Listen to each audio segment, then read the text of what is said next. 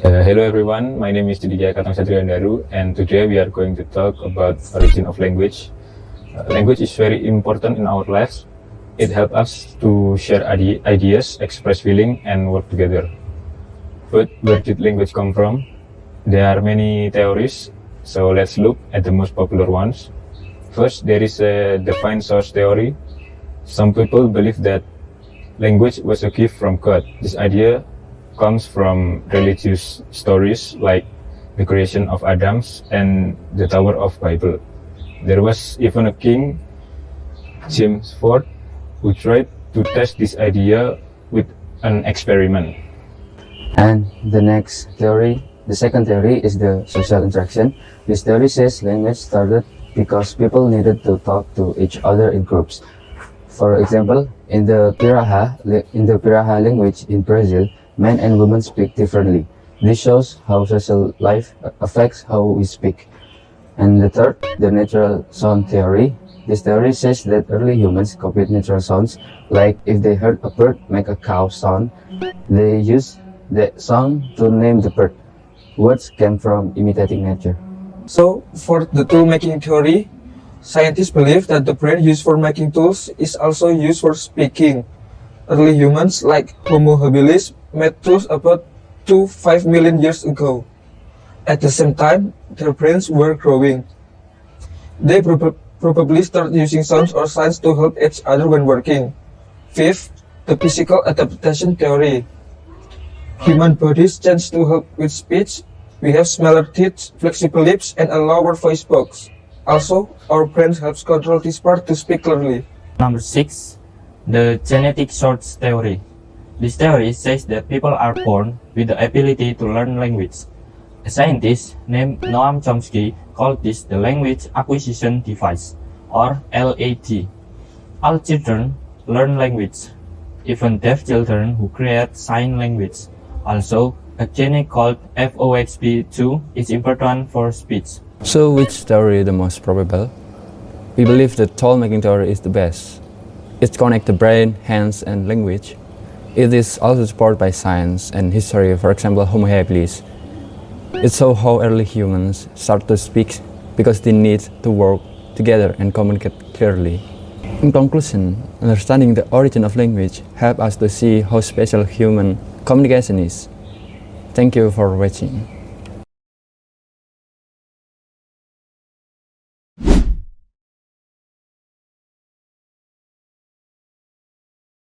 Hello everyone, welcome to our presentation. Today, we will talk about morphological errors in the writing of EFL students.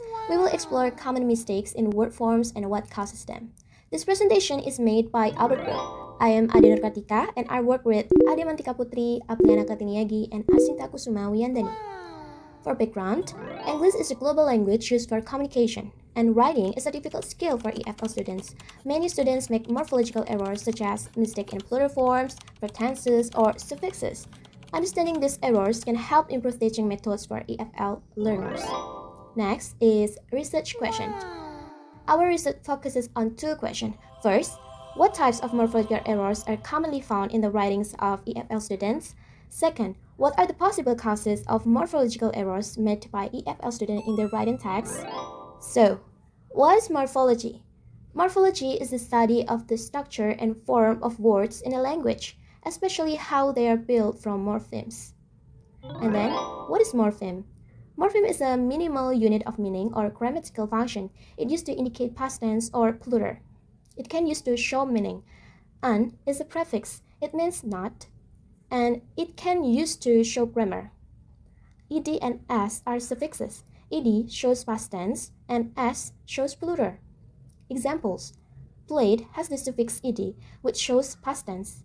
There are two types of morphemes, free morphemes and bound morphemes. Free morphemes are words that can stand alone. They include like lexical morphemes, the words that carry the context of messengers. Fictional morphemes is words that have current fiction in tensions. And then we have polymorphisms that can stand alone as a word. Inflectional morphism is indicated aspect of grammatical fiction. Alternational morphisms in creator new word or changes of word class. Here are some of our findings. For example, instances when the student greeted that explain many visitor week should be that tricks in the scone on care for his friends should be cared for his friends. We also found error in other types of morphemes. Instances fixed personalities is versus instinct of personality showing and unnecessary plural derivation stances 7 misses the ing for so always should be always helping. For discussion, based on the data from 7 EFL students, the most frequent morphological errors were inflectional, especially the use of s. These errors show difficulty in using plural nouns and third-person singular verbs. The possible cause of this morphological error are, first, mother tongue interference, where their native language doesn't use inflectional endings like s, and students tend to ignore them in English. Second, limited understanding of English morphology. Many learners are not familiar with the function of morphemes. In conclusion, based from our findings, the most frequent morphological error found in the writings of EFL students is the incorrect use of the inflectional morpheme s, particularly in plural nouns and third-person singular verbs, producing sentences like "there is a lot of horse you can rent" instead of "there are a lot of horses you can rent." These errors may occur due to several factors such as mother tongue interference and limited understanding of English morphological rules.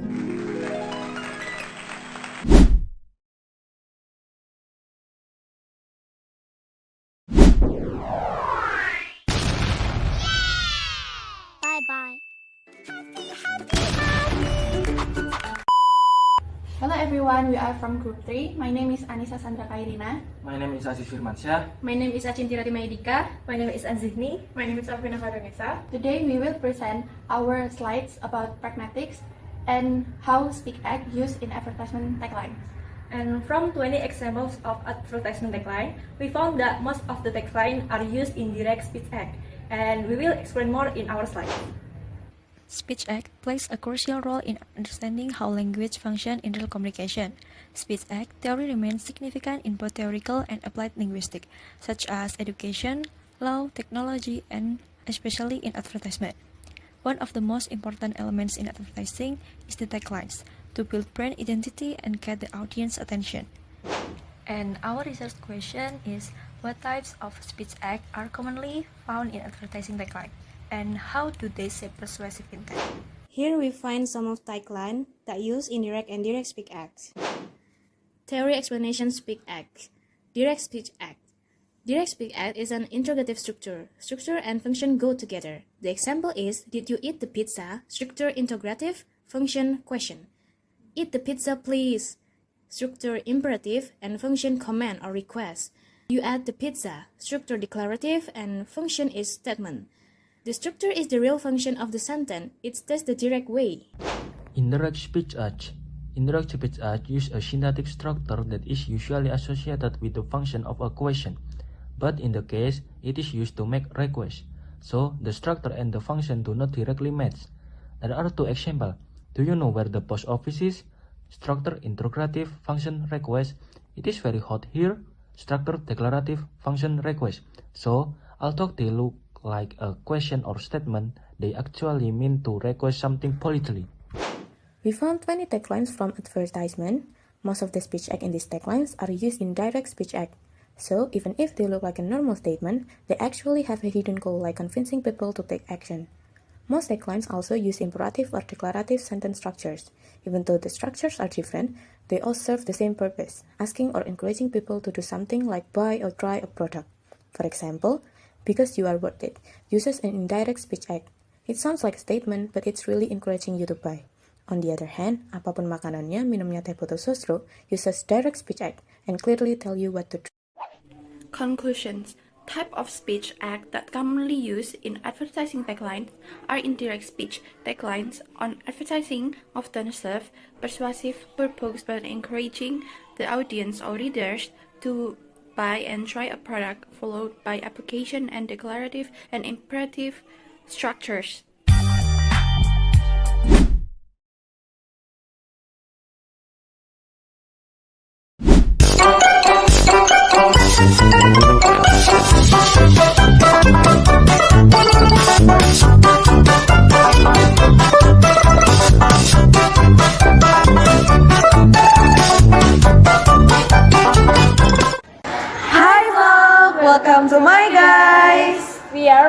Group 4.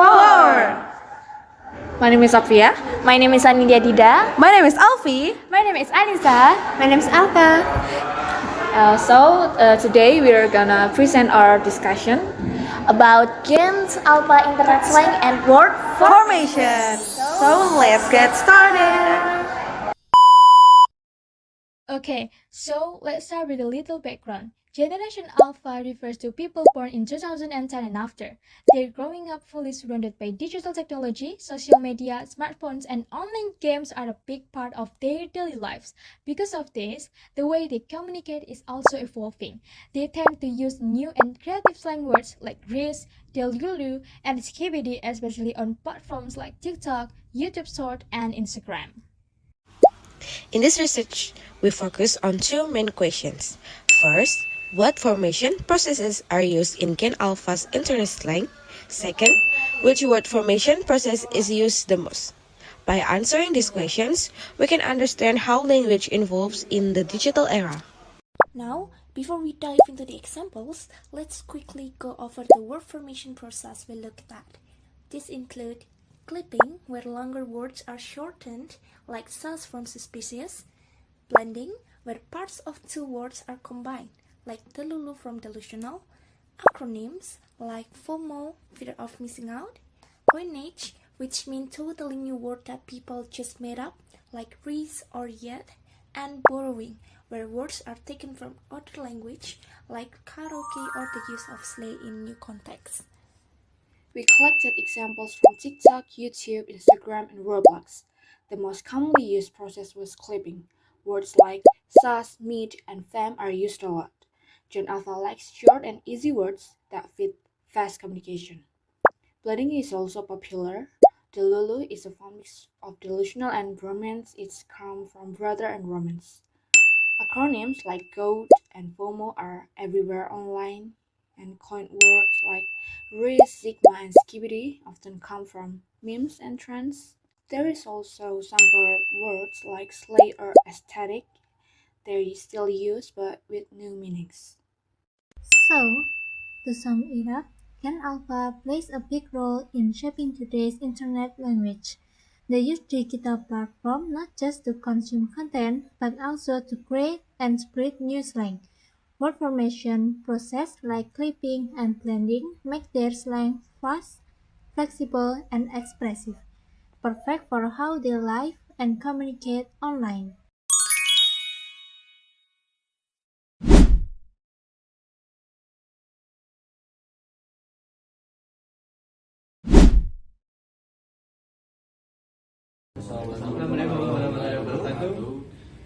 Today we are from Group 5. We want to explain about the importance of knowing the context. The importance of context in telling information. First of all, our group members. My name is Bening Mahanani. My name is Bima Sakti Adirharjo. My name is Ari Dwi Purwanto. My name is Ahmad Bafaki. And my name is Ahmad Naufal Putra Irfansyah. So, the background of our research is to understand what information means. We need to know the situation around it. Often, when we study meaning or semantics, we just look at the words themselves, but really, the situation or context is very important. We want to look closely at how context changes the meaning of words and sentences. We will see how things like the words around it, where we are talking to, and our shared culture all affect what we understand. And we have two questions, which is how can we help people truly understand word meanings in different cultures? And how do we get the true feelings of native speaker words to help us understand them better? The next one was, what is semantic? Semantic is the study of the meaning of words, phrase, and sentences. In semantic analysis, there is always an attempt to focus on what the words conventionally mean rather than on what an individual speaker might want them to mean in a particular occasion. Semantic roles. First, agent.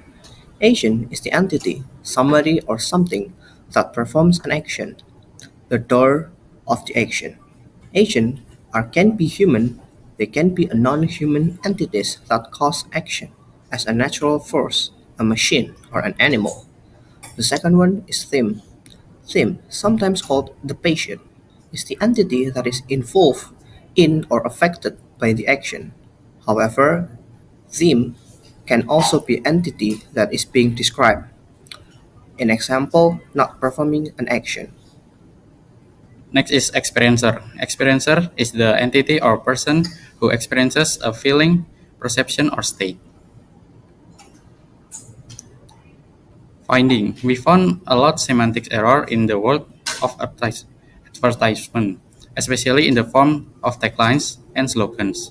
This error can occur in both written and spoken language, and can be caused by a lack of understanding or an incorrect interpretation of the intended meaning of the words or phrase. And then knowing the context of a sentence. Knowing the context of the sentence semantically is critically important before making a conclusion. Many words, phrases, and even entire sentences are inherently ambiguous without context. It is impossible to determine the intended meaning. Next is using words out of context. Using word of context is a common semantic error that occurs when a word is used in a way that is not consistent with its usual or commonly accepted meaning. This can happen when a word is used to describe an object or concept that is not usually associated with, or when it is used in a way that is contradictory to its usual meaning.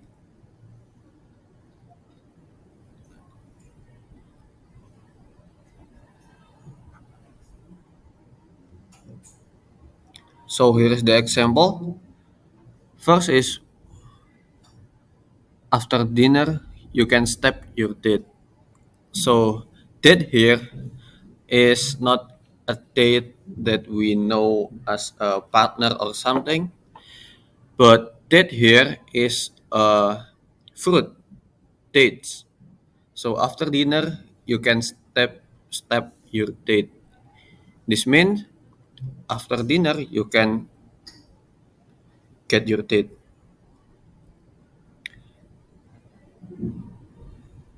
Then the next is why I state you had pizza, the pizza, and we got what is purity? Are you alcoholic? And nothing sucks like Electrolux. For the next one is conclusion.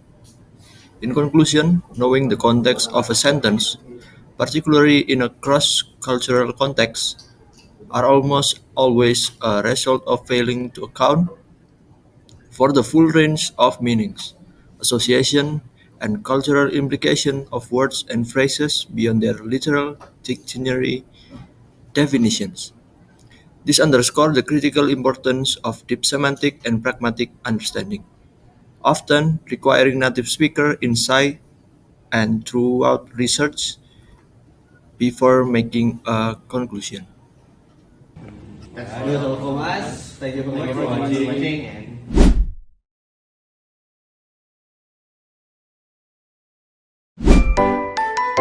Assalamualaikum warahmatullahi wabarakatuh. Hello everyone. We are from Group 6. So we'll present our study with the title The Use of Code Switching and Mixing in Daily Conversation, the Study of Sociolinguistics. But before it, let us introduce ourselves first. So my name is Akilah Kanza Rahman. My name is Aisyah Sahda. My name is Aurora Rani. My name is Azwana Shifa. And my name is Adila Knufatah. So pay attention to our presentation. Enjoy watching!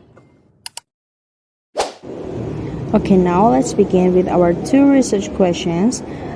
The first question is why do people use code mixing and switching in daily conversations? And the second question is what types are most common among bilinguals and multilinguals?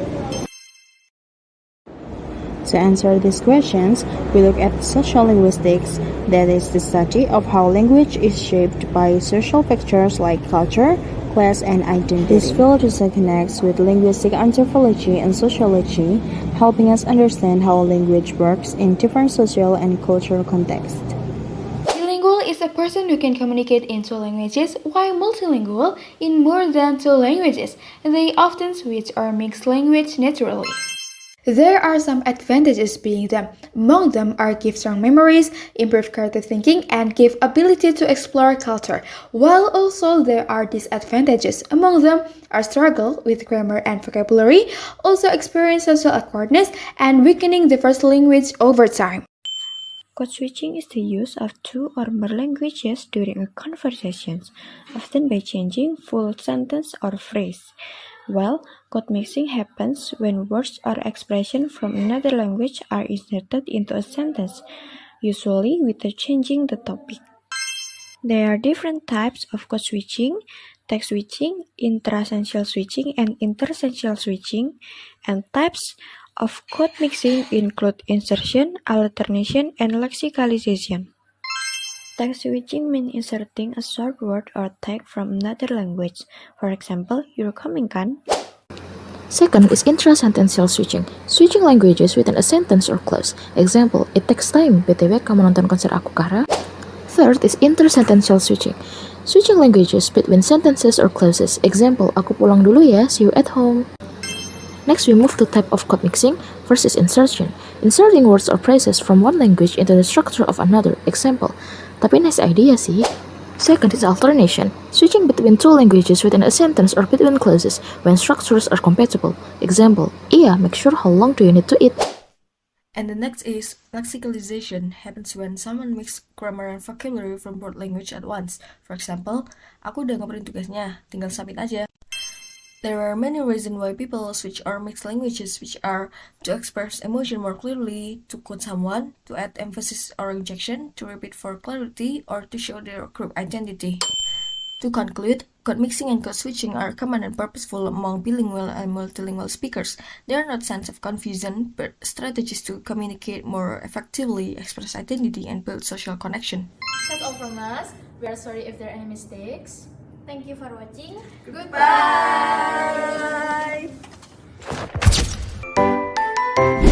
Sayonara, Toshiko.